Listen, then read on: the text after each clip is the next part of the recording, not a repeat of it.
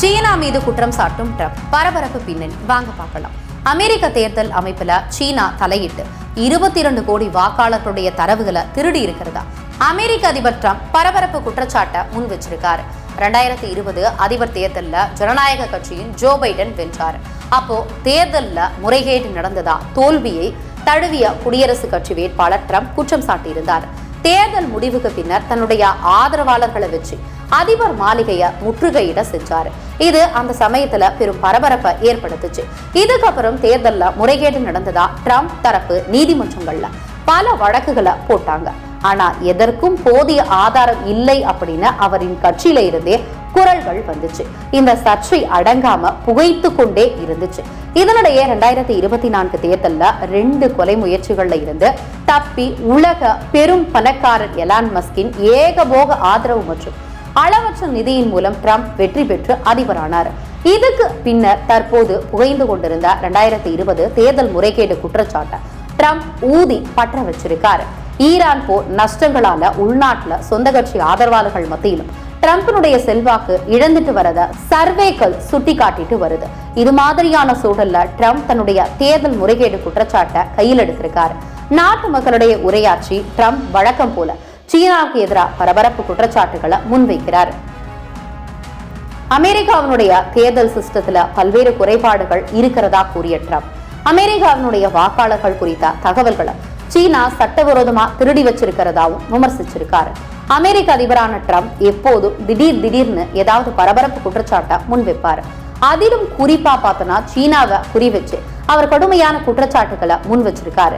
இந்த சூழல்ல தான் அமெரிக்கா தேர்தல் முறை குறித்து பேசிய ட்ரம்ப் அதுல இருக்கிற பாதுகாப்பு குறைபாடு குறித்து சில பகிர் தகவல்களை சொல்லியிருக்காரு. அதாவது அமெரிக்க தேர்தல் டேட்டாவை சீனா கைப்பற்றியதாகும், அமெரிக்க தேர்தல் கட்டமைப்புல இருக்கிற பிரச்சனைகளை சுட்டிக்காட்டும் வகையில அது தொடர்பான ஆவணங்களை வெளியிட போவதாகவும் ட்ரம்ப் அறிவிச்சிருக்காரு. வெள்ளை மாளிகையில இருந்து நேரடியா நாட்டு மக்களிடையே உரையாற்றிய ட்ரம்ப் 2020 தேர்தல் தொடங்கி பல ஆண்டுகளாக அமெரிக்க தேர்தல் டேட்டாக்களை குறிவச்சு சீனா செயல்பட்டது.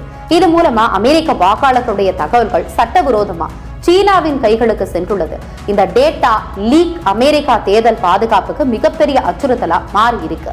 இந்த விவகாரத்தை மறைக்க சிலர் முயற்சி செய்யறாங்க. இப்போதும் கூட நம்முடைய நாட்டின் தேர்தல் முறையில கடுமையான குறைபாடுகள் இருக்கு அப்படின்னு சொல்றாரு.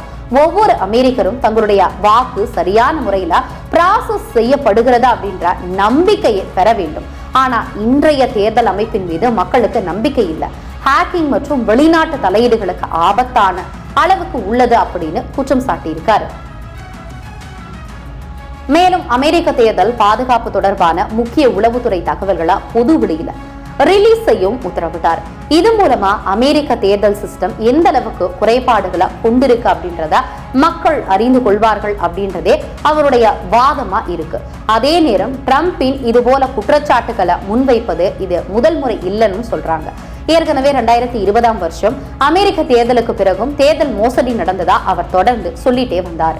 இருந்தாலும் தேர்தல் முடிவை மாற்றும் அளவிலான மோசடி நடந்ததை அவரால் நிரூபிக்க முடியல.